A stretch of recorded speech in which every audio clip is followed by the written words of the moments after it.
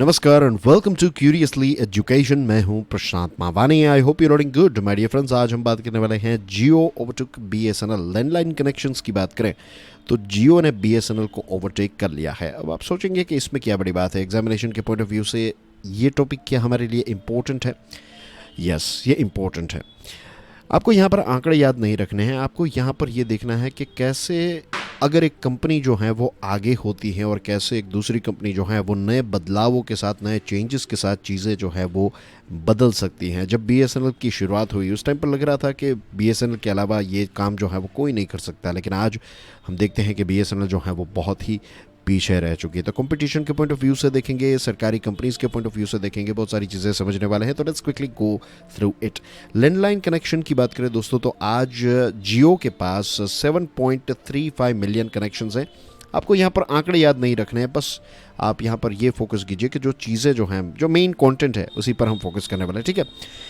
तो आज जियो जो है वो हमारे देश का लार्जेस्ट लैंडलाइन सर्विस प्रोवाइडर बन चुका है। इस मार्केट को, ये लैंडलाइन फ़ोन की बात करें तो इसमें मार्केट लीडर था बीएसएनएल। आई एम श्योर आपको याद होगा कि जब हम छोटे बच्चे थे उस टाइम पर हमारे देश में जब लैंडलाइन की शुरुआत हुई तो सिर्फ बीएसएनएल के कनेक्शन ही मिलते थे। लेकिन अब ये गेम जो है वो कम्प्लीटली चेंज हो चुकी है। वी नो के आज बहुत ही कम घर ऐसे होंगे जिनके पास लैंडलाइन फ़ोन होंगे, क्योंकि अब हम सब के पास जो है मोबाइल फ़ोन्स आ चुके हैं। लेकिन आज भी ऑफिस के लिए और ख़ास करके इंटरनेट कनेक्शन के लिए ये जो लैंडलाइन है उसका इस्तेमाल होता है। Will talk about that as well.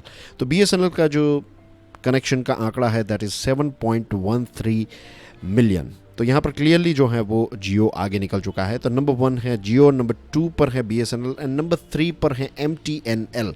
इसके पास 2.6 मिलियन कनेक्शंस हैं। TRAI यानी कि telecom regulatory authority of India ने ये कहा कि ये हमारे देश का लैंडलाइन सेक्टर की बात करें तो this is a watershed moment. Watershed moment यानी कि दिस इज़ समथिंग न्यू, ऐसा पहले कभी हमें देखने को नहीं मिला था, right. This is a good thing in a good sense. अगर देखा जाए तो it's a good thing. Jio fibre ने अपनी शुरुआत की 2019 में और बेसिकली ये जो फाइबर है, जियो फाइबर, इसके माध्यम से ये दो चीज़ करना चाहता है। एक तो है कि आपको लैंडलाइन कनेक्शन मिल जाएगा, राइट, और दूसरी जो चीज़ है वो ये है कि आपको ब्रॉडबैंड सर्विस यानी कि इंटरनेट सर्विस जो है, ये दोनों चीज़ें जो हैं वो एक ही वायर से मिल जाएगी। तो ये जो कॉम्बो है इसकी वजह से जियो जो है वो धड़ाधड़ आगे निकलता गया। ओवरऑल अगर हम लैंडलाइन की बात करें तो इसमें हमें एक डिक्लाइनिंग ट्रेंड भी देखने को मिले। 2010 में हमारे देश में 36.76 मिलियन लैंडलाइन कनेक्शंस थे। आज से 12 साल पहले की बात है। और आज देखिए 2020 में 20.58 मिलियन कनेक्शंस हैं। तो लैंडलाइन जो हैं इसमें एक बहुत बड़ा ड्रॉप डेफिनेटली हमें देखने को मिला है। और TRAI जो है, ट्राई वाज वरीड के लैंडलाइन कनेक्शंस जो हैं वो धीरे धीरे कम होते जा रहे हैं, क्योंकि लैंडलाइन कनेक्शन जो है वो सेम नेटवर्क है जिसके माध्यम से आप फिक्स्ड ब्रॉडबैंड सर्विसेज प्रोवाइड करते हैं। लेकिन अब धीरे धीरे ट्रेंड जो है वो फिर से चेंज हो रहा है। 2020 तक जो है वो चीज़ें ड्रॉप हो रही थी, लेकिन अब चेंज हो रहा है। चेंज होने के पीछे भी बहुत सारे रीजंस हैं। पिछले 2 सालों को अगर आप देखें तो वर्क फ्रॉम होम सिनेरियो जब से आया तो लोग जो है वो लैंडलाइन कनेक्शंस यानी कि ब्रॉडबैंड जो है वो उनके घर पे फिट करवाने लगे। तो उसी के साथ साथ एक लैंडलाइन फ़ोन जो है वो भी उनको एडेड सर्विस के तौर पर मिल रहा था। तो ये ट्रेंड हमें देखने को मिला। इसके साथ साथ बेटर कनेक्शन के प्लान्स हैं, राइट। और एक ये जब वर्क फ्रॉम होम जो है उसके बाद ये कोविड ख़त्म हुआ, इसके बाद फिर से ऑफिसेज जब स्टार्ट होने लगे तो फिर वहाँ पर भी कनेक्शंस जो हैं वो लोग लेने लगे। ऑफिसेज कमर्शियल कनेक्शंस जो हैं वो वापस बैक टू नॉर्मल होने लगे। और इसके साथ साथ अब लोग जो हैं वो ब्रॉडबैंड कनेक्शंस जो हैं वो भी काफ़ी स्प्रेड होने लगे हैं, राइट। बहुत सारे लोग बहुत सारा काम ऐसा स्टार्ट हो चुका है कि इंटरनेट का इस्तेमाल रहता है। तो इसकी वजह से लैंडलाइन बेस्ड ब्रॉडबैंड कनेक्शंस जो हैं तो इनकी भी डिमांड इंक्रीज हुई है। तो अब ट्रेंड जो है ये थोड़ा चेंज हुआ है।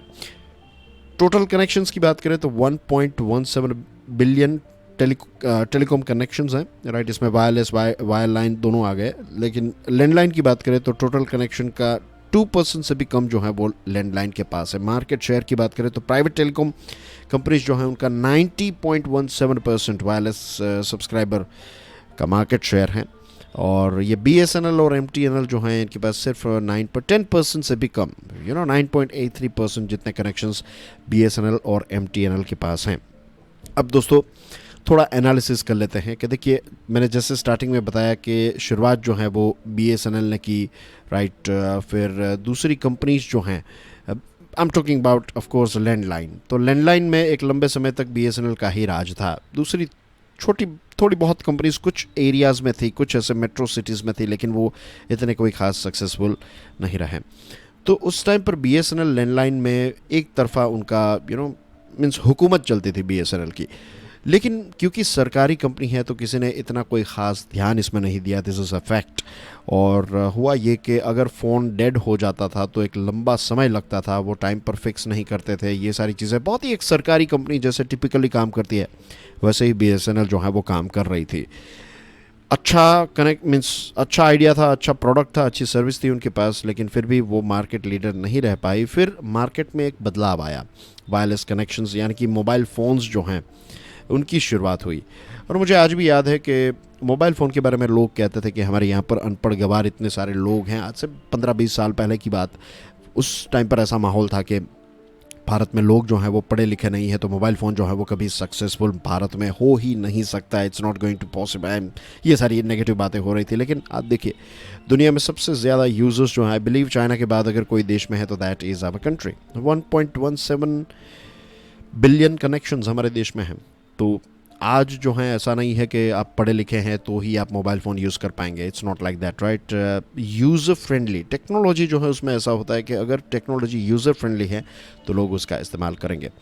तो अलग अलग मोबाइल फ़ोन कंपनीज आई उस टाइम पर, सेलफोर्स, आइडिया, ऐसी कंपनीज आई। फिर एयरटेल की एंट्री हुई और फिर धीरे धीरे टेक्नोलॉजी चेंज हुई, वी ऑल नो। और उसके बाद 2016 में डायरेक्टली हम जंप करें तो 2016 में चीज़ें जो हैं वो ऑल टुगेदर चेंज हो गई, राइट। जियो की एंट्री हुई। जियो ने लगभग 1 साल के लिए जो 4G हैं वो फ्री में दिया। फ्री में फ़ोन में बात कर सकते हैं और फ्री इंटरनेट हर रोज़ 1 GB यूज़ कर सकते हैं, इतना कुछ प्लान उन्होंने स्टार्टिंग में दिया था। और उसके बाद एक ज़बरदस्त बदलाव जो स्पीड हैं वो काफ़ी ज़्यादा हो गई और स्मार्टफोन जिस प्रकार से पेनिट्रेट हुए, मार्केट पूरी चेंज होगी और BSNL जो एक समय पर आगे था वो पीछे रह गया। सो दिस इंडिकेट्स कि हमारी सरकारी बहुत सारी कंपनीज जो हैं उनका मैनेजमेंट जो है वो उस प्रकार का नहीं होता है, एंड दैट्स वाई डिसइन्वेस्टमेंट जो है वो करना बहुत ज़रूरी है। क्योंकि सरकार का मेन काम जो है वो क्या है? सरकार का काम है गवर्नेंस, राइट। सरकार का काम बिजनेस करना नहीं है, सरकार का काम जो है वो कनेक्शंस देना नहीं है। हाँ, एक वक्त था जब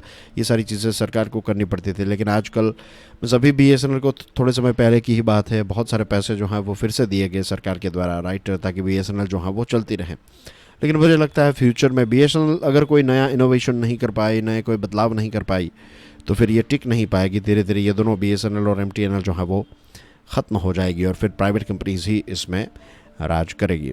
लेकिन दुनिया के दूसरे देश जो हैं उसमें ऐसा है कि वहाँ पर सरकारी कंपनीज जो हैं वो प्राइवेट कंपनीज को अच्छी टक्कर दे रही है, क्योंकि मैनेजमेंट जो है वो हमारे देश में जिस प्रकार का है कि एक बार सरकारी जॉब मिल गई फिर आप जो करना चाहते कीजिए, you know what I mean, कि आपको निकाल नहीं सकते। इस प्रकार का एटीट्यूड जब तक रहेगा सरकारी कंपनीज में तब तक यही रहेगा। और इससे ये भी एक प्रश्न उठता है कि क्या फ्यूचर में जो हमारे देश का एडमिनिस्ट्रेशन है, बहुत सारी ऐसी चीज़ें हैं, क्या वो भी हमें सरकार के पास से लेकर क्या वो भी प्राइवेटाइज हो जाएगी? आई थिंक यस, फ्यूचर में ऐसा हो सकता है। दुनिया के बहुत सारे ऐसे डेवलप देश हैं जहाँ पर जो उनकी म्यूनसिपालिटी हैं और दूसरी चीज़ें हैं तो वो एक प्राइवेट कंपनी की तरह काम करती है। भले ही सरकारी है लेकिन प्राइवेट कंपनी में जैसे आप जॉब के लिए अप्लाई करते हैं, वैकेंसी है, दैन यू अप्लाई देयर, आपको जॉब मिल जाएगी, वो सारे बेनिफिट्स मिलेंगे and you can change that as well. आपको छोड़ना चाहते हैं तो छोड़ सकते हैं।